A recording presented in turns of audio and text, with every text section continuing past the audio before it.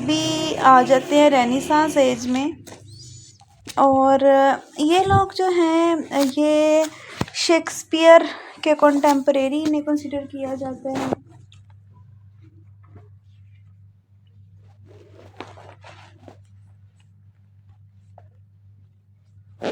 और ये दे came into prominence in 1580।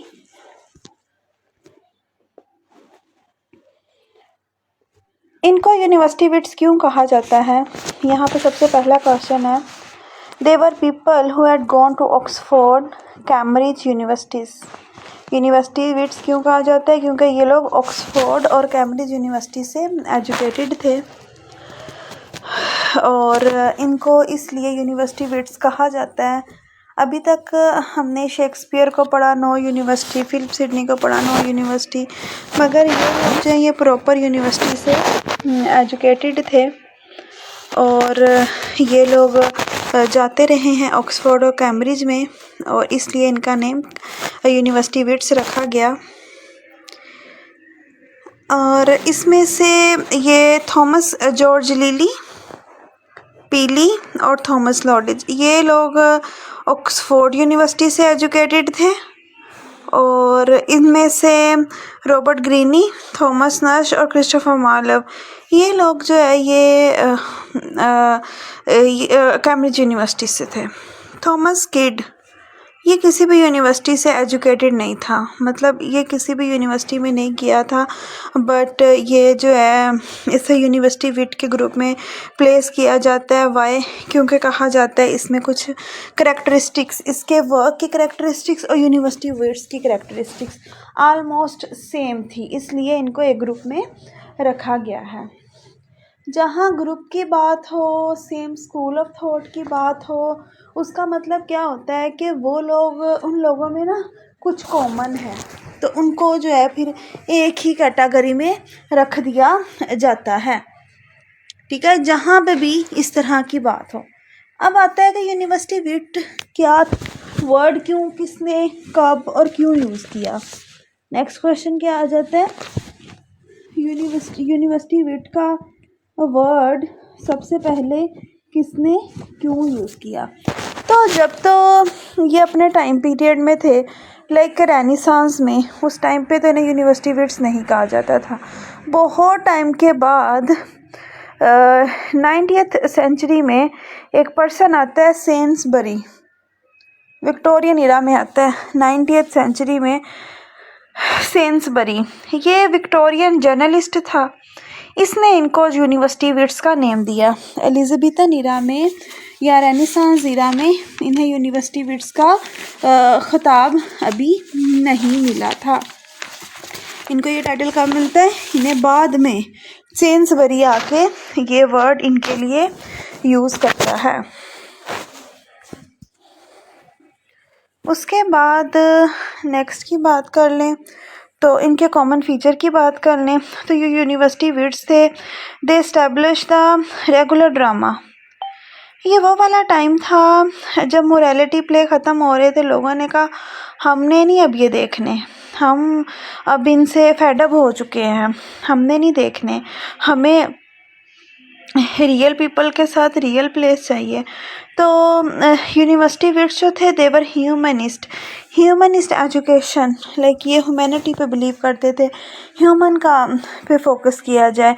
They were secular in their writing, secular मतलब religious point of view से लिखते थे। And they wrote complex commercial drama, और उसमें रिथोरिक्स मतलब ये बड़ी जो है वो अच्छा सा स्टेज, उस पर डेकोरेशन, ये सारी चीज़ें यूज़ करते थे। रिथोरिकल लैंग्वेज, जिसमें वो वाली लैंग्वेज जिसमें literary devices, literary terms use की जाए। As I told you, renaissance was age of drama, तो ड्रामा ही फिर जब ड्रामा वाली एज थी तो फिर ड्रामा ही कुछ बेटर होगा। तो दे रोट ट्रेजेडीज़, मगर कॉमेडी बहुत कम लोगों ने लिखी। इसके अलावा ये इकट्ठे भी लिखते थे, कोलैबोरेशन में भी लिखते थे, सेपरेट वर्क भी लिखते थे। हीरोइक थीम मतलब एक हीरो की लाइफ दिखानी और उसे हीरो की तरह ट्रीटमेंट करना, लॉन्ग स्पीचेस।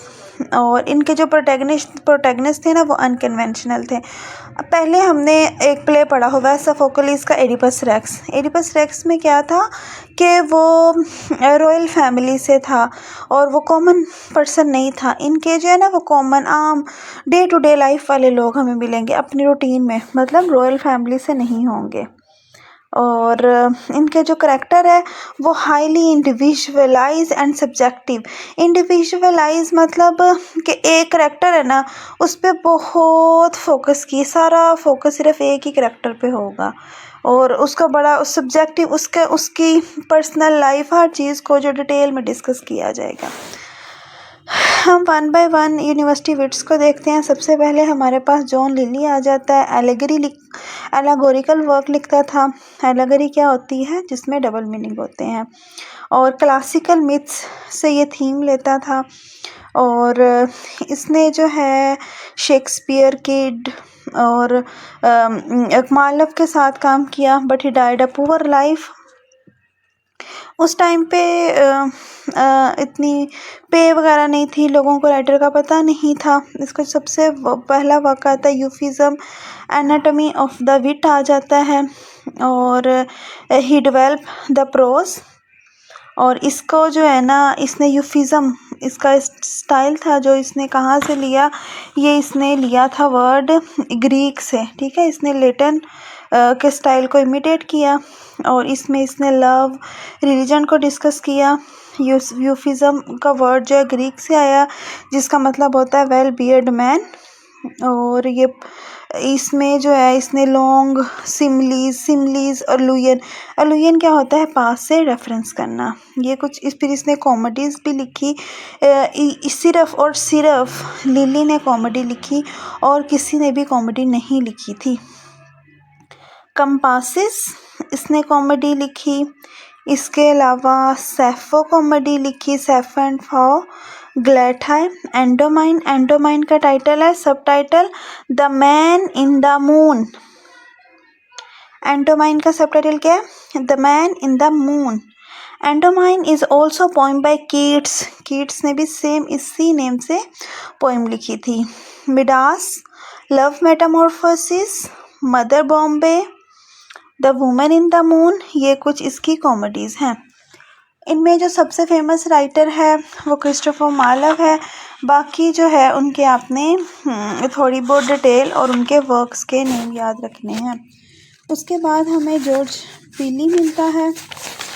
जॉर्ज पीली जो था ट्रांसलेटर था, पोइट था, ड्रामाटिस्ट था। इसने भी काफ़ी सारे वर्क लिखे। He wrote about glory, bloodshed.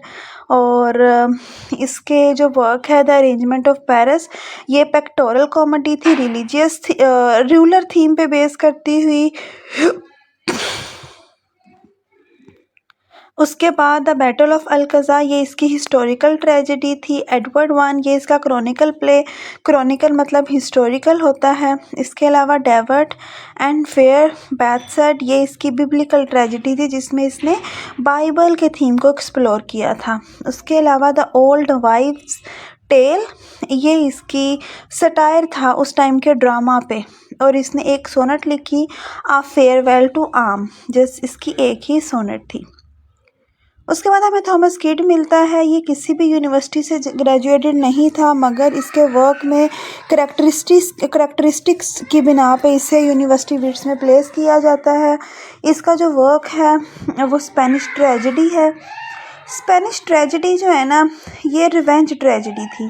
इसने एक नया जॉनरा एस्टेब्लिश कर दिया। पहले क्या था, ये कॉमेडी है, ये ट्रेजेडी है।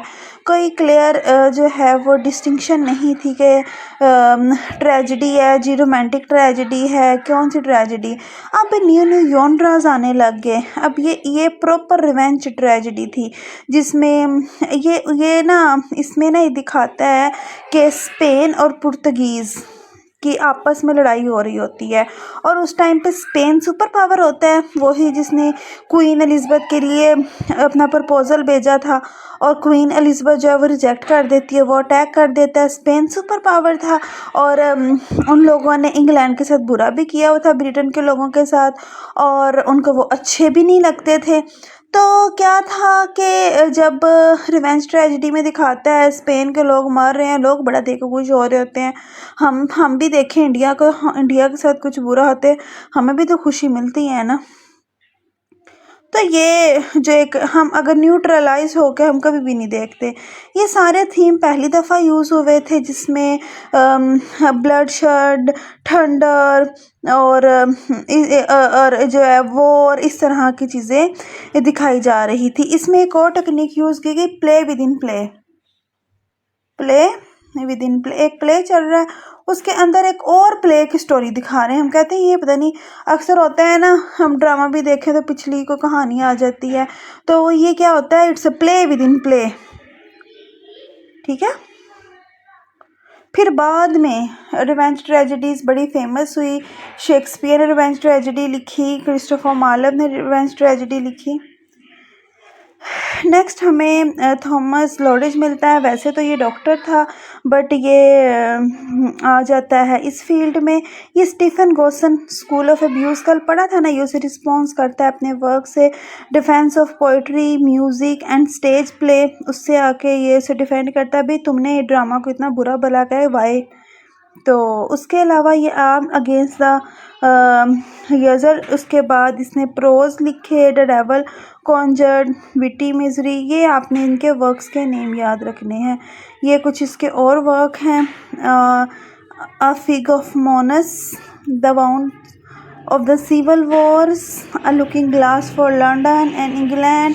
ये सारे इनके वर्क्स हैं जो आपने याद रखने हैं। उसके बाद हमें रॉबर्ट ग्रीनी मिलता है।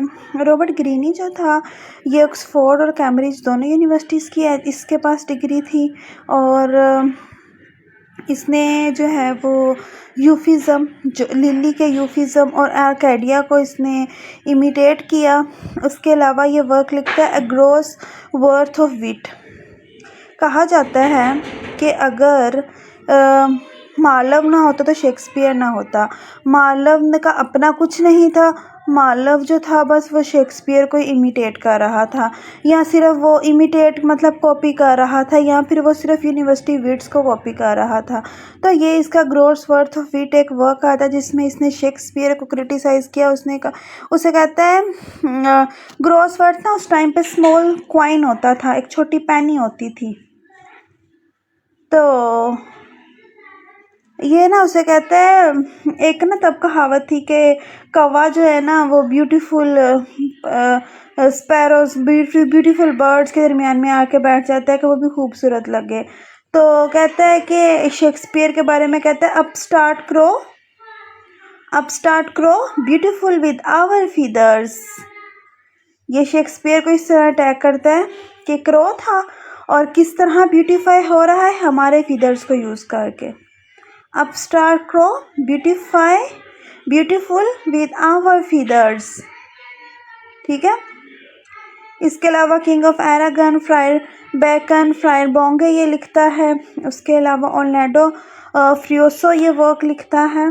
फिर हम आ जाते हैं क्रिस्टोफर मार्लोव का, थॉमस नश की पे। थॉमस नश जो है इसका जो work Pierce Penniless, Christ's, tears over Jerusalem, the unfortunate traveller, ये इसके वर्क आपने याद रखने हैं।